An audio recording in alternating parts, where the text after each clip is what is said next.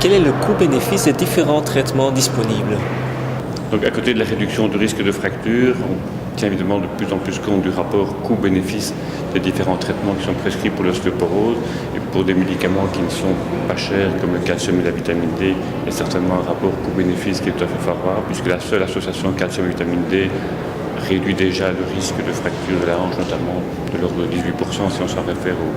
aux méta-analyses. Et pour les médicaments qui sont soumis au remboursement en Belgique, eh bien, leur rapport coût-efficacité a été largement évalué en dessous de ce qu'on appelle le cut-off de l'ordre de 30 000 €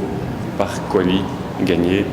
dans différentes populations à travers le monde. Il faut surtout insister dans le rapport coût-bénéfice, c'est que ce rapport coût-bénéfice ne dépend pas tant du médicament, mais aussi du risque de fracture dans la population qui est prescrit et de la compliance, de la persistance des traitements. Et donc le rapport coût-bénéfice est d'autant plus important que les patients sont à haut risque de fracture et il est d'autant plus bénéfique que les patients prennent leurs médicaments de manière persistante et compliante. Et donc ceci est un plaidoyer pour traiter beaucoup plus que nous le fait actuellement tous les patients âgés qui sont les patients à très haut risque et chez lesquels le rapport coût-bénéfice est le plus favorable.